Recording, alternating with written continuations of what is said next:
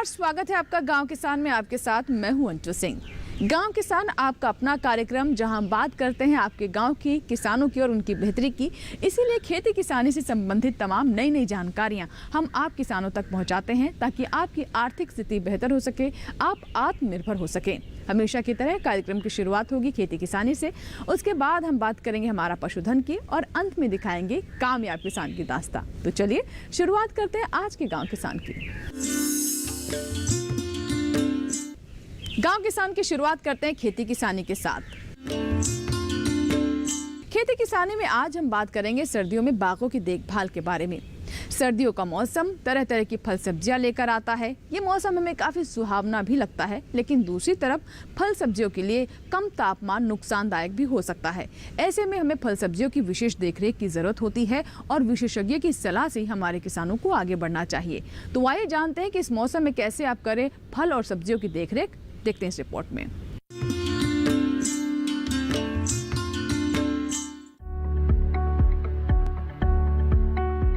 यूं तो सर्दियों का मौसम तरह तरह के फल और सब्जियां लेकर आता है।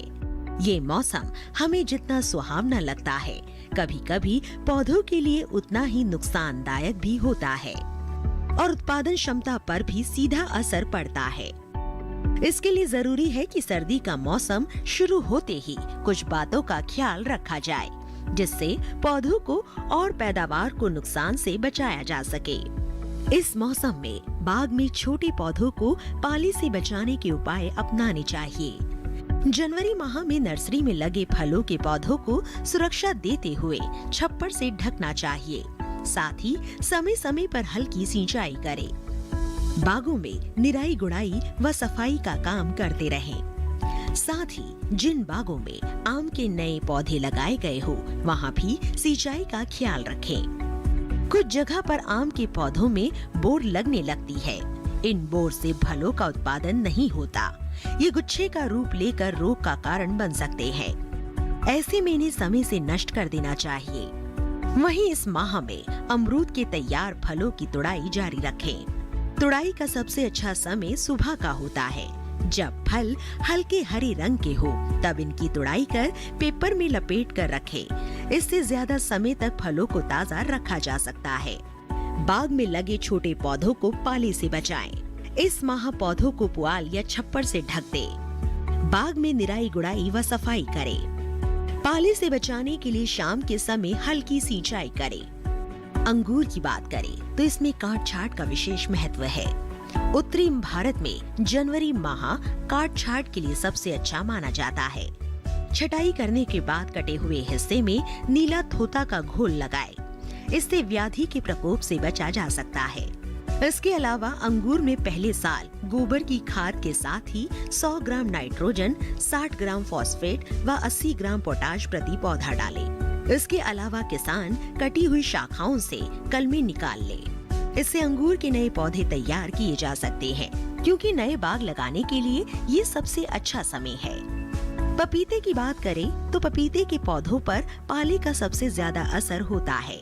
इसीलिए किसान जनवरी माह शुरू होने पर ही पौधों को बचाने के उचित प्रबंध करें। इसी तरह केले के पौधों को भी पाले से सुरक्षा दें। जनवरी के पहले व तीसरे सप्ताह में बाग में सिंचाई करें। इसके अलावा किसान पाले से सुरक्षा देने के लिए पलवार का इस्तेमाल भी कर सकते हैं।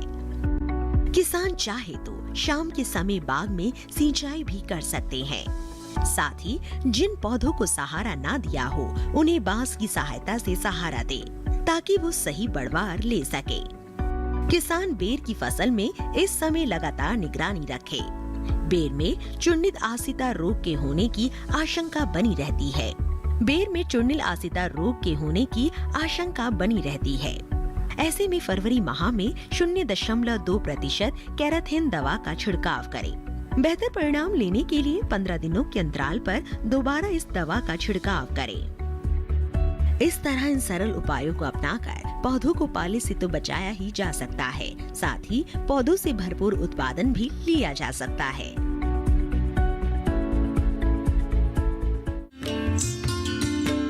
तो अभी आपने जाना कि सर्दियों में किस तरीके से फल और सब्जियों की देखरेख करें, क्योंकि कम तापमान से फल और सब्जियों पर विपरीत असर पड़ता है। तो ऐसे में विशेषज्ञ की सलाह का ध्यान रखें।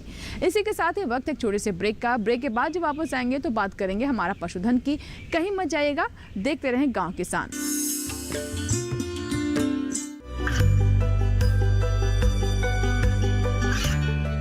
गांवों और पिछड़े क्षेत्रों में सरकारी योजनाओं की जानकारी पहुंचा। देश में कौशल और क्षमता विकास कर ग्रामीणों को सामाजिक बदलाव और विकास से जोड़ने की दूरदर्शन किसान की पहल चौपाल चर्चा देखें सोमवार से शुक्रवार सुबह 9 बजे। बीमारियों से कैसे बचेगी फसल, मवेशियों की मुश्किलों का क्या है हल, कहां से लाएं बीज, कितनी लगेगी खाद, किसानों के हर फोन का विशेषज्ञ देंगे जवाब। देखिए हेलो किसान लाइव सोमवार से शुक्रवार शाम 6 बजे।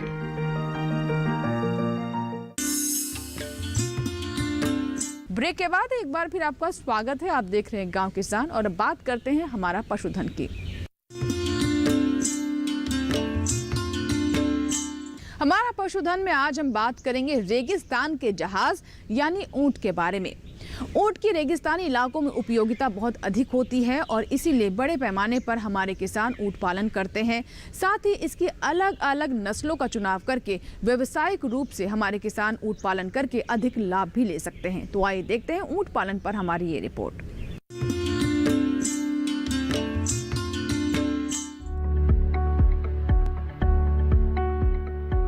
ऊंट का नाम सुनते ही दिमाग में रेगिस्तान, राजस्थान और ऊंट की सजी धजी तस्वीरें उभरने लगती है। ये ऊंट कभी राजा महाराजाओं की शाही सवारी रहे हैं और आज भी है। रेगिस्तान का जहाज और देश का टाइटैनिक कहे जाने वाले ऊंटों का इस्तेमाल राजस्थान और गुजरात में खेती और सामान की ढुलाई के लिए भी किया जाता है। भारत में ऊंटों की सबसे ज्यादा संख्या राजस्थान में है। यहाँ कई प्रजातियों जैसे बीकानेरी, जैसलमेरी, सीकरी आदि तमाम तरह के ऊंट पाए जाते हैं। ऊंट रेगिस्तानी पारिस्थितिकी तंत्र का एक महत्वपूर्ण घटक है।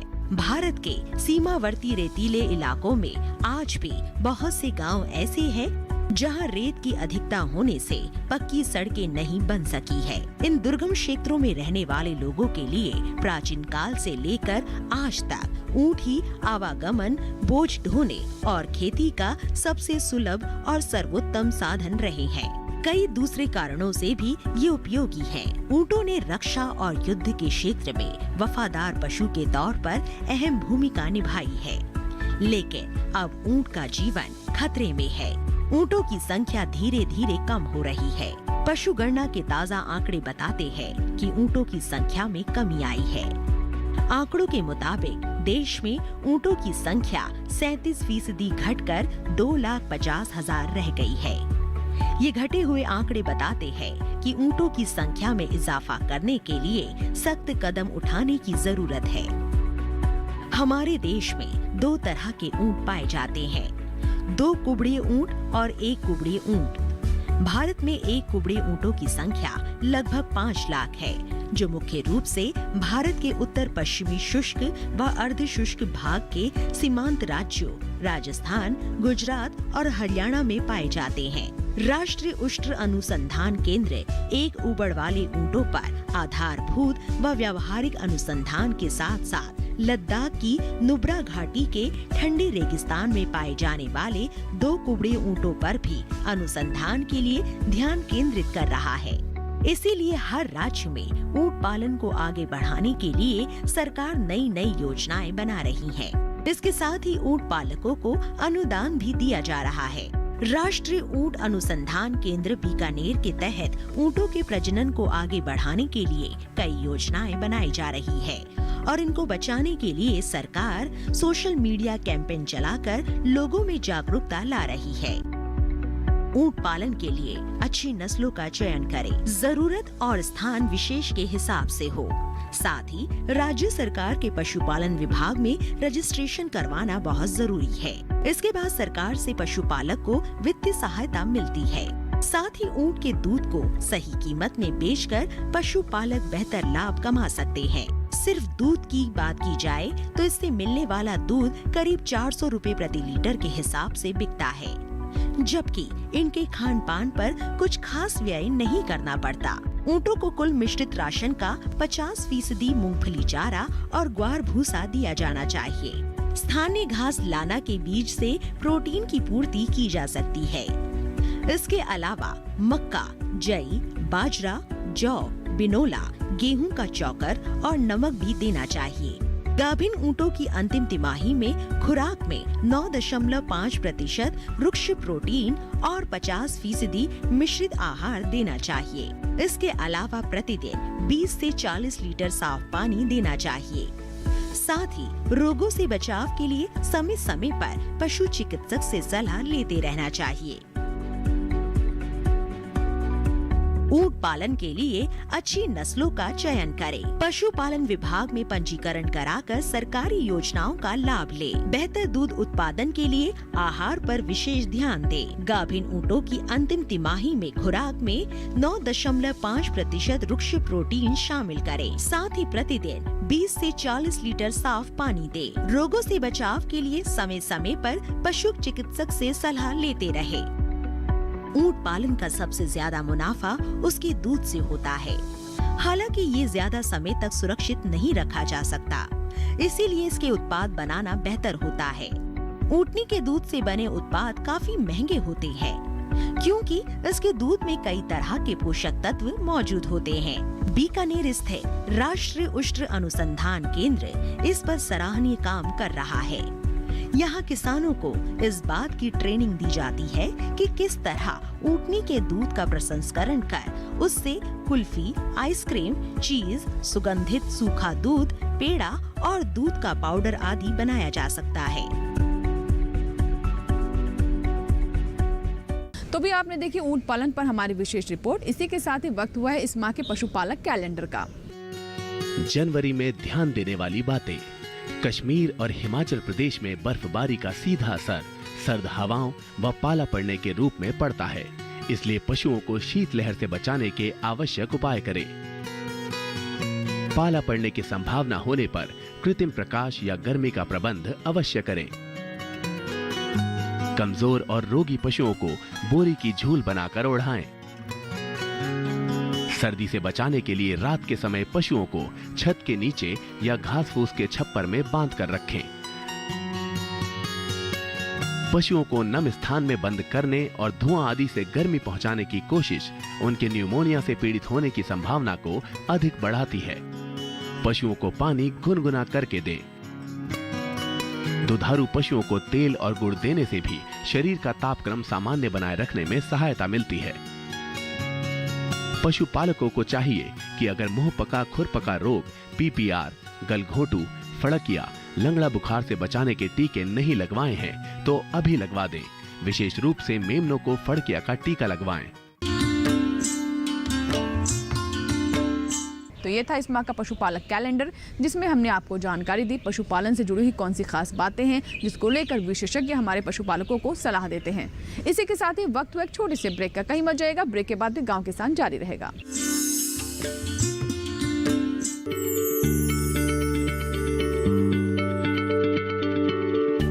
क्या आप किसी बीमारी से परेशान हैं? चाहते हैं डॉक्टर की सलाह? तो हम हैं आपके साथ, बताएंगे आपको जीने की राह। समस्याएं आपकी, समाधान देश के मशहूर विशेषज्ञों के। घर बैठे बात करें देश के जाने माने डॉक्टरों से। हमारे लाइव प्रोग्राम स्वस्थ किसान में हर शनिवार शाम 6 बजे से 7 बजे तक। बीमारियों से कैसे बचेगी फसल? मवेशियों की मुश्किलों का क्या है हल? कहां से लाएं बीज, कितनी लगेगी खाद? किसानों के हर फोन का विशेषज्ञ देंगे जवाब। देखिए हेलो किसान लाइव सोमवार से शुक्रवार शाम 6 बजे।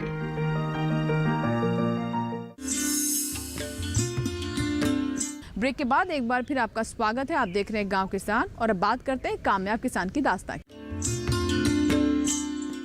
कामयाब किसान की दास्तां यानी उन किसानों की कहानी जिन्होंने अपनी लगन, परिश्रम और इच्छा शक्ति से असंभव को संभव कर दिखाया और कोई चुनौती उनके सामने नहीं टिक पाई। ये वो किसान हैं जिन्होंने कृषि में एक नई राह अपनाई है और दूसरे किसानों को राह दिखाई है। तो आइए दिखाते हैं आपको ऐसे ही कामयाब किसान की कहानी।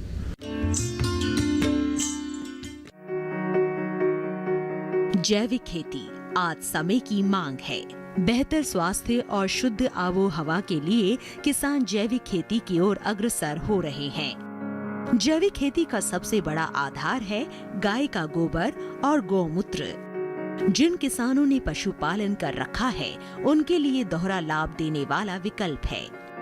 लेकिन जिन किसानों के पास पशु नहीं है उन्हें जैविक खाद के लिए 2-4 होना पड़ता है। इसी समस्या का समाधान निकाला है राजस्थान के युवा किसान उमेश नागर ने। कैसे, आइए देखते हैं। राजस्थान जिला कोटा के पड़ासलिया गांव के उमेश नागर जैविक खेती कर लाभ कमा रहे हैं। मैकेनिकल इंजीनियरिंग करने के बाद उमेश ने यूं ही खेती किसानी में कदम नहीं रखा। ये बात उस समय की है जब उनके गांव के आसपास की जमीन पर एक रिपोर्ट आई। इस रिपोर्ट में इस बात का जिक्र था कि उनके गांव की ज्यादातर खेत की मिट्टी रसायनों से खराब हो रही है। इस बात ने उमेश को काफी परेशान कर दिया। समाधान निकालने के लिए उमेश ने जैविक खेती करने का विचार बनाया और आसपास के किसानों से भी चर्चा की और जैविक खेती की ओर रुख किया। लेकिन अब सवाल ये उठ रहा था कि किसानों को जैविक खाद और जैविक कीटनाशक कैसे उपलब्ध कराए जाए। इसके लिए उमेश ने कृषि विशेषज्ञों के सहयोग से 10 लाख व्यय कर जैविक खाद बनाने की इकाई लगाई। करीब 1 बीघे में बनी इस इकाई में उमेश आसपास की डेयरी से गोबर लाकर खाद बनाते हैं। मैं जब इंजीनियरिंग के द्वितीय वर्ष में था उस टाइम 2014 में प्रधानमंत्री जी का एक योजना आई थी, startup India stand up India. तो उसमें मुझे लगा कि उनका जो मोटो था स्टार्टअप इंडिया का कि खुद भी कमाओ और औरों को रोज़गार दो, इससे बेरोज़गारी की समस्या कम होगी। तो वहाँ से मैंने सोचा क्यों ना मैं जॉब करके अपना खुद का स्टार्टअप शुरू करूँ गांव में, या ऐसा कुछ यूनिक बिजनेस जो कहीं नहीं हो या लोगों को उसकी ज़रूरत हो। उमेश खेतों में भरपूर पैदावार के लिए केचुआ खाद बनाते हैं। इसके लिए उन्होंने कई बेड बना रखे हैं जिनमें वर्मी कंपोस्ट बनाया जाता है। उमेश इन बेड को करीब 1.5 फीट गोबर से भर देते हैं और सही देखभाल से कुछ समय बाद खाद तैयार की जाती है और किसानों की जरूरतें पूरी की जाती है। उमेश सालाना करीब 10 से 11 लाख की खाद बेच देते हैं, जिससे उन्हें अच्छा खासा मुनाफा हो रहा है। गौशालाओं से गाय का गोबर लाते हैं। इस गोबर को करीब 1 माह तक बाहर रखते हैं। इसके बाद गोबर को बेड में रखा जाता है।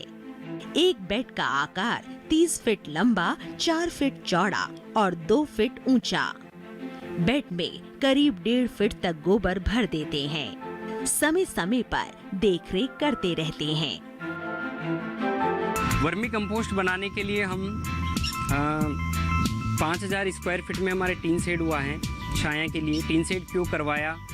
वर्मी कंपोस्ट जब बनती है तो वर्मी बेड्स बनते हैं और उसमें केंचुए डलते हैं, तो उसके लिए छाया की आवश्यकता होती है।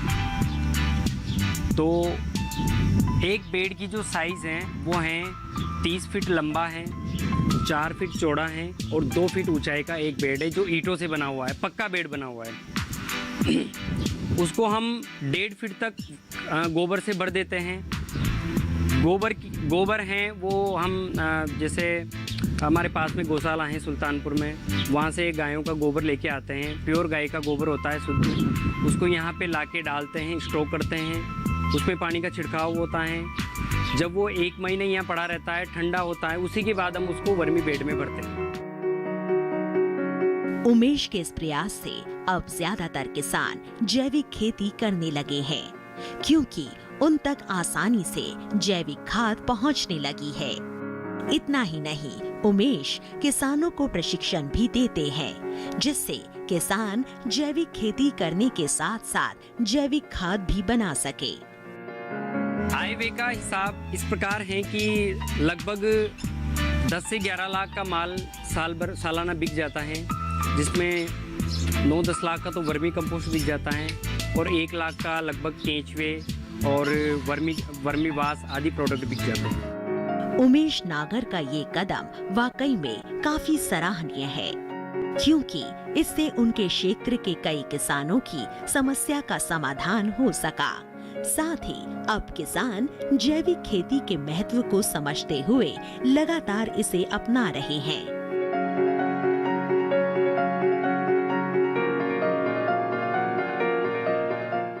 तो ये थी हमारे कामयाब किसान की कहानी। आशा करते हैं कि आपने भी जरूर कुछ न कुछ इस कहानी से सीखा होगा। इसी के साथ ही आज के गांव किसान में फिलहाल इतना ही। नए अंक में नई जानकारियों के साथ फिर होगी आपसे मुलाकात, लेकिन आप बने रहें दूरदर्शन किसान के साथ।